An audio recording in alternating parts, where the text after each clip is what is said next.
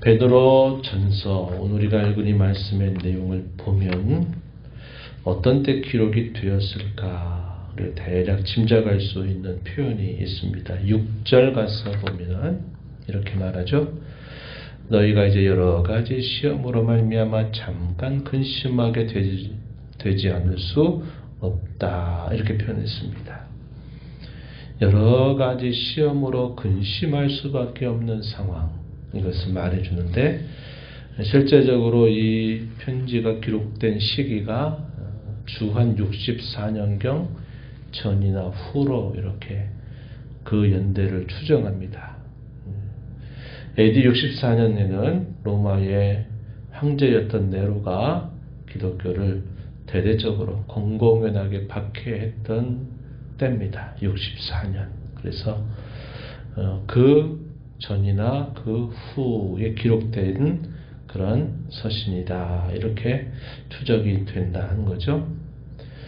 AD 64년에 우리가 너무 잘 알려진 것처럼 기독교에 대한 공공연한 박해가 로마 제국으로부터 일어나게 되는데 64년이 그런 때가 시작이 되고 그 후에는 공식적으로 박해를 하지만 이미 그 전부터도 이 그리스도인들에 대한 박해는 있었다고 하는 것입니다. 비공식적인 박해가 64년 이전에 있었다 하면 64년 후에는 공식적인 로마의 박해가 있었던 때라는 거죠. 그래서 당시의 성도들은 여러 가지 많은 이 고난과 시련으로 근심 가운데 있었던 때다 하는 사실입니다.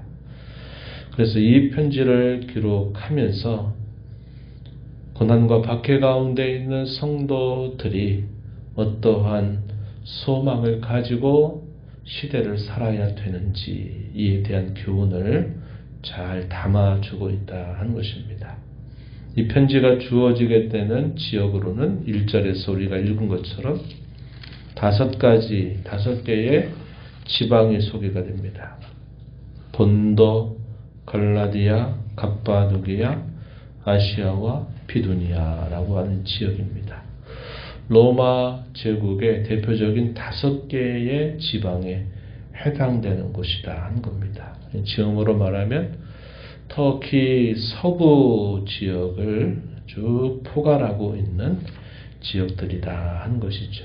실제적으로 당시에 로마의 박해 가운데서 여러 지역에 흩어져서 하나님을 섬기는 백성들에게 이 서신이 회람이 되었다는 사실을 우리가 알게 되죠. 그리고 이런 표현 속에서 뭐라고 말하느냐, 흩어진 나그네다 이렇게 표현하는 말은 지리적으로도 흩어져 있지만 또 영적으로 신앙적으로 그들의 정체성이 바로 그와 같다는 겁니다. 흩어져 있는 나그네와 같다. 어디를 향하는 나그네일까요? 하나님이 약속하신 영원한 기업을 받으러 가는 나그네, 하늘의 나그네 혹은 천객, 한자말로는 천객, 하나님의 나라, 하나님의 약속하신 영원한 기업을 향해서 가고 있는 나그네, 그것을 말해주는 겁니다. 그래서 이 나그네라고 하는 이 말은 성도의 정체성, 성도가 과연 어떤 사람이냐, 그들은 하나님의 나라 혹은 영원한 기업을 향해서 가는 나그네와 같다 하는 사실을 잘 밝혀줍니다. 그들은 2절에 보니까 택하심을 받은 자들이다 이렇게 표현되어 있습니다. 택하심을 받은 자들. 주일 오후에 살폈던 것처럼 우리의 구원을 위해서 삼위일체 하나님이 함께 일하신다 하는 표현이 여기서도 잘 표현되고 있죠. 뭐라고 표현했습니까? 하나님 아버지 미리 아심, 성령이 거룩하게 하심, 예수 그리스도의 핏부림 이렇게 표현되어 있습니다. 이러한 삼위일체 하나님의 일하심을 따라서 택하심을 받은 자들이다. 아무나 이러한 나그네가 되지 못한다 하는 사실을 가르쳐 줍니다. 그들에게 주어진 여러 은혜들이 소개가 되는데 3절을 보면 거듭나게 하시고 살아있는 소망을 품고 살게 하신다. 이렇게 말했습니다. 살아있는 소망. 이 땅의 사라짐, 이 땅의 그러한 일시적이고 한정된 그런 세상의 여러 모습과 같이 다 사라져버리고 썩고 쇠퇴하고 더러워지는 그런 소망이 아니라 살아있는 소망이다 하는 사실입니다. 이 땅에서 우리가 소유하는 것이라든지 이 땅에서 최상의 가치로 유업이라고 여길 만한 모든 것들은 여기 4절의 표현대로 시간 속에서 썩고 더럽혀지고 쇠하게 되는 것입니다. 좋은 것들이 늘 좋은 게 아니에요. 좋은 것들이 하더라도 어느 때가 되면 다 필요 없는 겁니다. 우리가 이런 인생을 살면서 많이 경험하는 바죠. 우리가 젊을 때는 돈이 있으면 다 된다 생각하지만요. 나이가 들어서 우리의 몸이 연약해지면 돈으로도 안 되는 것들이 있다는 걸 알게 되죠. 그래서 이 땅에 가장 소중하다라고 말하는 것들은 항상 그런 게 아니에요. 우리 인생에 필요한 어떤 순간에 그것이 필요하다고 여기는 것입니다. 그것들은 시간 속에서 인생의 수많은 변화무쌍의 그런 과정에서 그것들은 다 쇠하고 썩고 더럽혀지는 그런 것에 지나지 않는다 하는 겁니다. 그러나 이 땅에 속해 있는 그러한 기업이 아니라 하늘에 속해 있는 영원한 유업을 우리가 받게 된다 하는 면에서 이것이 살아있는 소망이다 이렇게 말합니다.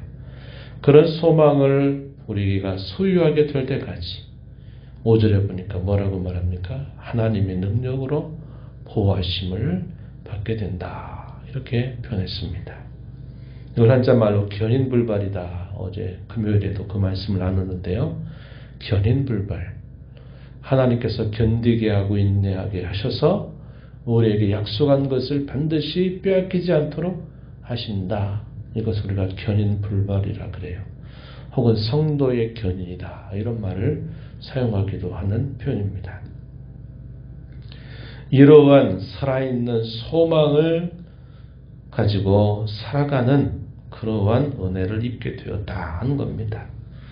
그래서 6절에 우리가 읽었던 말씀처럼 당시에 여러 가지 시험을 인해서 근심할 수밖에 없는 그러한 상황이지만 오히려 그 가운데서 더 크게 기뻐할 수 있다. 이렇게 가르쳐 주는 것입니다. 그러한 여러 가지 시험은 어떠한 역할을 할까요? 이 땅에 안주하지 않게 만드는 겁니다. 이 땅에 소중하다고 말하는 이 땅의 기업이 정말 중요하다라는 사실을 잊게 만드는 역할이 있어요. 시험을 당하고 박해를 당하고 어려움을 당하면 우리가 이 땅에서 필요하고 소중하다라고 말하는 것들이 그게 아니로구나.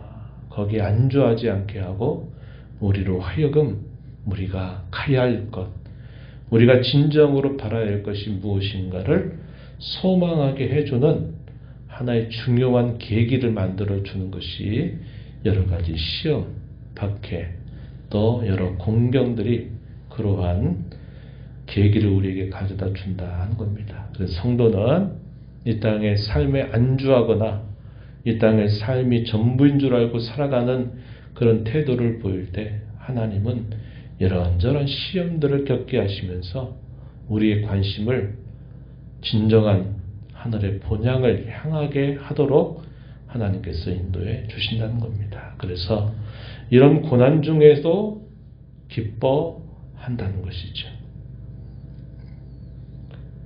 그들은 예수님을 한 번도 본 적이 없지만 보지 못해도 그분을 사랑한다. 이렇게 말합니다. 8절이죠. 지금도 보지 못하나 믿는다고 말합니다. 말할 수 없는 영광스러운 즐거움으로 예수 그리스도를 기뻐한다. 이렇게 말합니다. 이렇게 말하면 뜬구름 잡는 이야기가 아닌 것이죠. 당시 모든 성도들에게 다 공감이 되고 다 공유가 되는 분명한 진리를 이렇게 말하는 겁니다. 그래서 성도의 특성은 고난 가운데 단단해져요. 고난 가운데 더 성도답게 빚어지는 일이 있는 것입니다. 고난 가운데 그리스도를 더 사랑하게 되고 고난 가운데 더 진정한 기쁨을 얻는 그러한 독특함이 있는 존재다 하는 것을 우리가 확인할 수 있습니다. 예수님께서 이 땅에 처음 강림하실 때도 가져다 주신 은혜가 크지만 그분이 이제 다시 강림하시게 될 때, 재림 때 우리에게 가져다 주실 은혜는 더욱더 크다 하는 사실을 사도는 상기시켜 줍니다. 13절 말씀 보면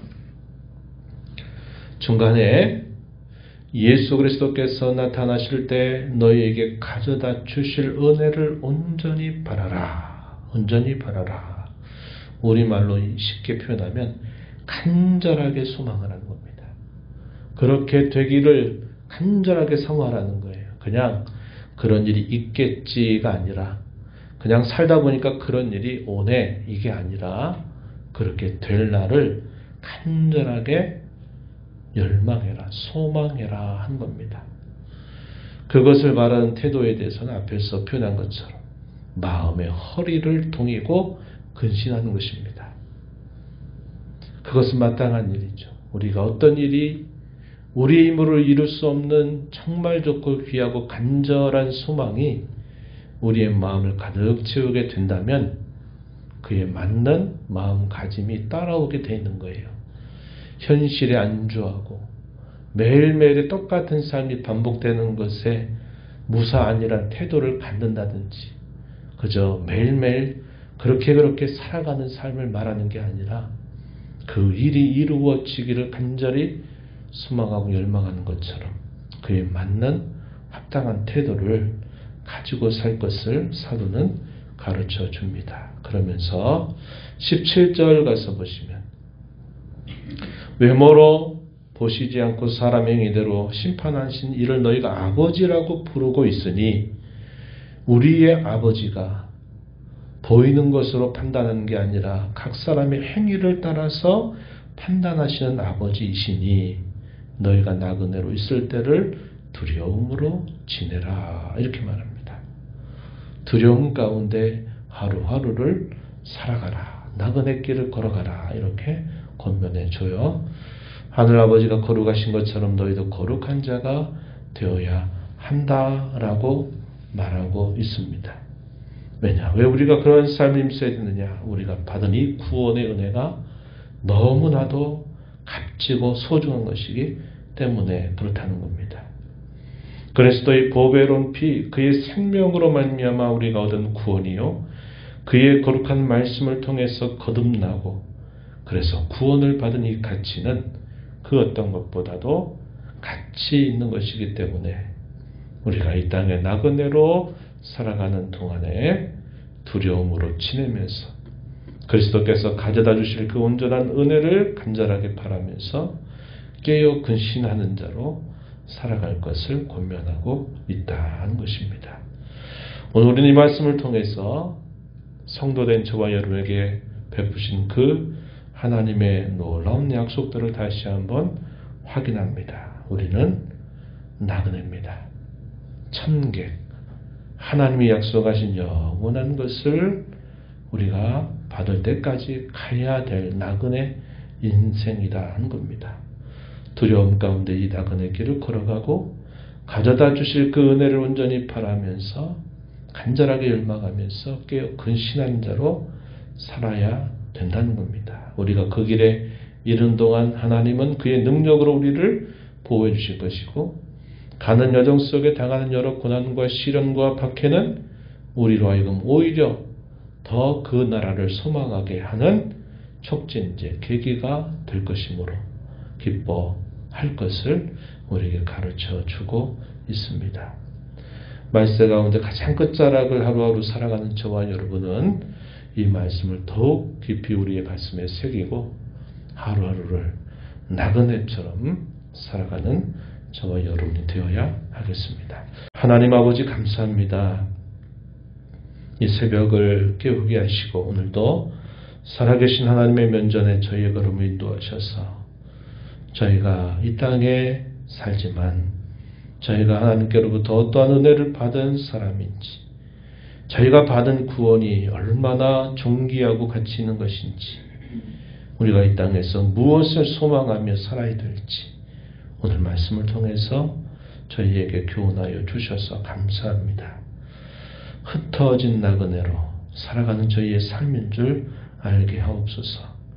이 땅에 소중하다고 말하는 것들, 그것들은 썩고 더럽혀지고 다 쇠하는 것이 될 수밖에 없지만 하나님께서 저에게 약속하신 영원한 기업은 결코 이 땅의 것들과 비교될 수 없음을 말씀하여 주셨습니다. 이러한 소망 붙들고 살게 하시고 고난과 어려움과 역경이 있게 될 때는 더 이러한 일에 집중하며 또 이 여러 어려움들을 감내하며 이겨나가는 저희들의 신앙의 걸음이 되게 하시고 두려움 가운데 나그네 길을 걸어가게 하시고 그리스도께서 강림하실 때 가져다 주실 은혜를 온전히 갈망하면서 그에 걸맞는 삶을 날마다 살아가는 저희가 되게 하여 주옵소서. 은혜의 보호자 앞에 나와 아버지 은혜를 구하는 모든 심령들의 간구를 귀기를 주시고 응답해 주시기를 바라며 예수님 이름으로 기도하옵나이다. 아멘.